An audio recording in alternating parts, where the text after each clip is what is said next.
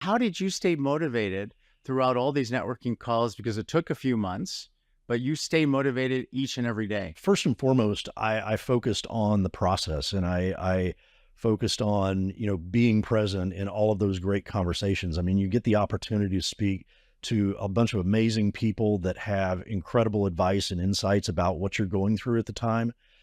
So they, and they want to do whatever they can to help. So I made up my mind to just, really be present in that conversation and really soak it in.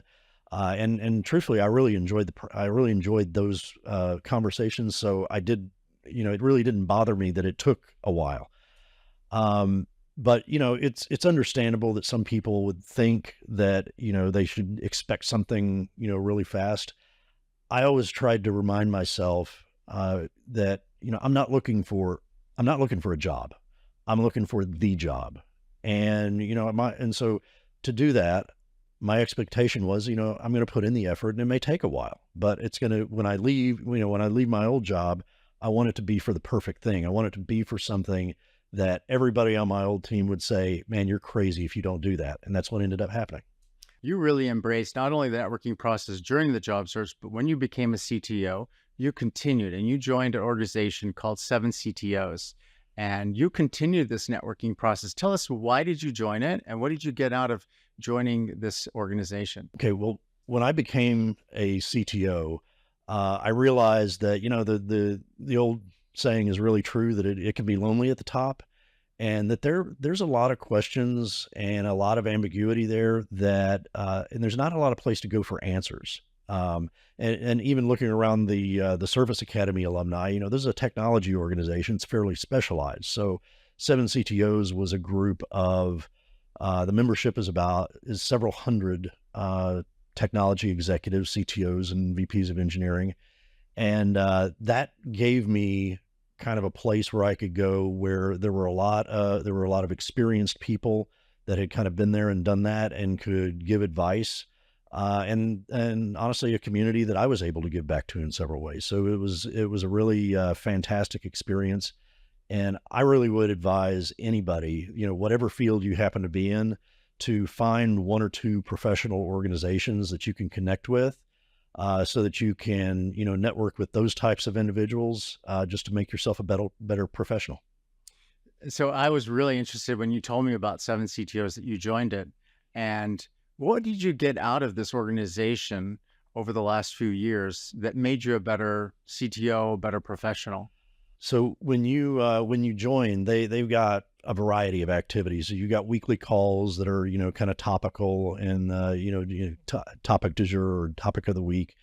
And then you have a much more personal relationship with your forum, and that's 6 or 7 individuals. That's where the name Seven CTOs comes from.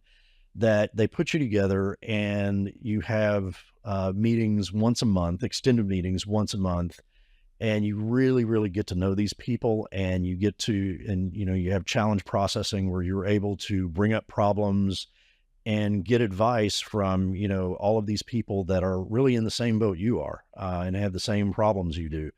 And so it's a perspective that I wouldn't be able to get from talking to the other members of my C-suite, in my CTO job, because they don't know, a CFO doesn't know what it's like to run a technology organization.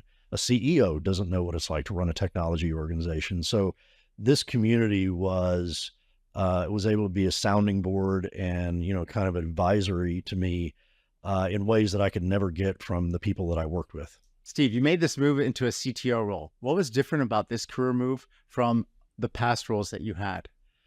Well, first of all, I didn't fill out a single job application. And the reason for that is I was focusing on the hidden job market, which is a real thing. There's no doubt about it. The advertised job market is only about 20% of the pool. And, consequently, it's the one that everybody knows about. So it's the most competitive. So why would you want to be in a race where you're competing against 300 or 400 other people who have applied for the job, versus maybe one that you could be the only one applying. You could be the only one in the running. I mean, it's much better odds that way. So that part was very different from anything I had done before. And then this time around, I finally had the tools where I was able to grow my network and start talking to the right people to be able to land that big job. If I remember correctly, Steve, this was actually a role that was sourced by a recruiter, and the recruiter probably found hundreds of CIOs and CTOs, yet you came as a referral from a CIO at a big company, and you were probably the only one they talked to that didn't have the title CIO and CTO, yet you still beat out every single person that had that title. Why do you think they picked you, and how were you able to convince them to hire you and not somebody else who already had the title? First of all, it didn't hurt that the CIO, who was one of my networking contacts of a large Fortune 500 company, referred me for this role. So I think that gave me some instant credibility with the hiring team. Second of all, I was able to connect the dots by showing aspects of the job that I had done previously in other roles. So, for instance, I had led teams larger in some places in previous organizations than the team I was going to be leading in my CTO role. So that was a very natural sell. And then finally, one of the things that I did was I actually asked some probing questions to figure out, were there any doubts or concerns with, my taking this role? And actually one of them came out that there was some concern that of me moving from, a large organization where I'd been working for several years to moving to a company that had fewer than 100 employees. And, I didn't try to misrepresent myself. I said, yeah, there's going to be some growing pains, and there's going to be maybe, I think I called it a detox period. But, that's something that I was really looking for in my career. And so that's a challenge that I wanted. And so I was able to not really deflect it, but convince people that that was the change that I was looking for. I like how you were able to connect the dots and really show them, hey, I've got the background that it takes to become a CTO, and how you really did a good job in eliciting any concerns or objections they might have, because a lot of people wait until, weeks later after they've been rejected to ask for feedback, and you asked it right away during the interview. And I said that's actually one that I learned the hard way, because in a previous round of interviews with another company, I had actually gotten some feedback after I had been rejected. And so I decided I'd really rather get that feedback during the process and be able to address it rather than waiting until I was already out of the running. And that's a great story, Steve, because I always tell people you're going to learn a lot through the networking process. You're going to learn a lot in the interview process, and that's going to help you when you go for that job like you did. When it's game time and you're interviewing for that ideal job, you're going to hit the ball out of the park. And that's what you did, right? Yes, absolutely. Steve, you did a great job in taking your career to the next level, breaking into a C-level role. What advice would you have for people who want to do the same, build their network, and start networking effectively? First thing is, you need to realize that there's a big difference between doing a great job and getting a great job.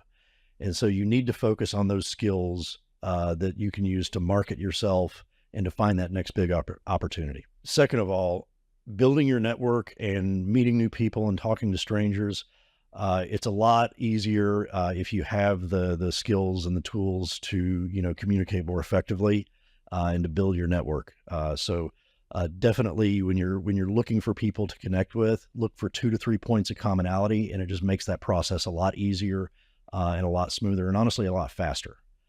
And third and finally, never stop networking. I mean, I think we all realize that none of us are probably going to retire from the job we have right now.